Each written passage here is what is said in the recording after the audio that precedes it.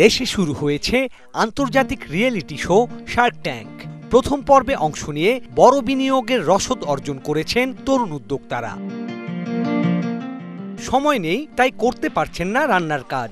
Ready mix খাবার দিয়ে তাই সারুন ঝামেলাহীন রান্না। তরুণ উদ্যোক্তা শায়লা শারমিন উপস্থাপন করেছেন এমন এক উদ্যোগের, আর জিতে নিয়েছেন শার্ক ট্যাঙ্ক বাংলাদেশের ৩০ লাখ টাকার বিনিয়োগ। সব মিলিয়ে এই উদ্যোক্তা দেখছেন নতুন স্বপ্ন।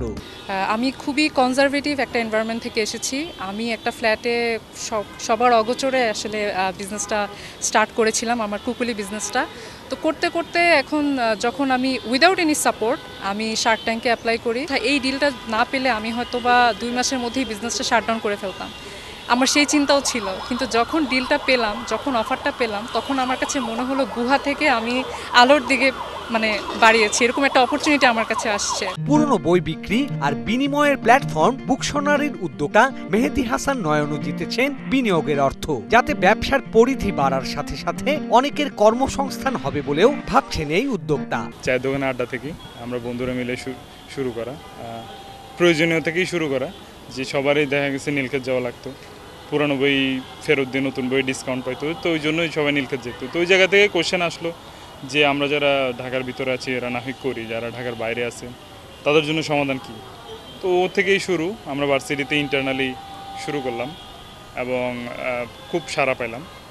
শার্করা ওনারা খুব সুন্দর ইভ্যালুয়েট করে আমাদেরকে ফান্ডিংটা দিছে এবং তাদের প্রতি ধন্যবাদ।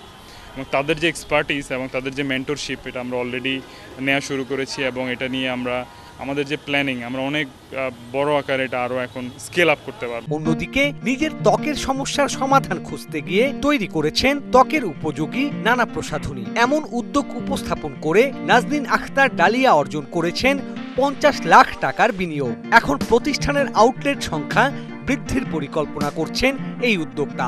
বা এসএসসির পর রেজাল্টের আগের যে গ্যাপটা থাকে, ওই টাইমটাতে বিউটি সলিউশনের যাত্রা শুরু। লিটারেলি আমার জিরো ইনভেস্টমেন্ট থেকে শুরু। আমি কাস্টমার থেকে অ্যাডভান্স নিছি, সেই টাকা দিয়ে প্রোডাক্ট কিনছি, বানাইছি, ডেলিভারি দিছি। ওইটার যে লাভের যে অংশটা, আমি ছোট থেকেই সেভিংস করতে অনেক পছন্দ করি। ওইটা সেভিংস করে ওই টাকা দিয়ে আউটলেট, ওইটা থেকে আরেকটা আউটলেট, ওইটা থেকে আরেকটা আউটলেট, এইভাবে বর্তমানে বাংলাদেশে বিউটি সলিউশনের 4টা ফিজিক্যাল স্টোর আছে, 5টা, পঞ্চম যেটা কুমিল্লা, সেটার কাজ চলতেছে। জন্য এই ফান্ডিংটা নিয়ে আমি আরও আউটলেট বাড়াতে চাচ্ছি, B2Bতে যেতে চাচ্ছি। তার পাশাপাশি শার্কদের এক্সপার্টিস তো অনেক বেশি জরুরি, কারণ আমি এখনও ক্ষুদ্র ব্যবসায়ী, অনেক কিছুতে আমার অনেক এক্সপার্টিস নাই, নলেজ নাই। সেটা আমি আশা করি ইনভেস্টমেন্টের পাশাপাশি শার্কদের কাছ থেকে সেটা পাবো। তো সব মিলিয়ে আমার শার্ক ট্যাঙ্কের জার্নি অনেক ভালো।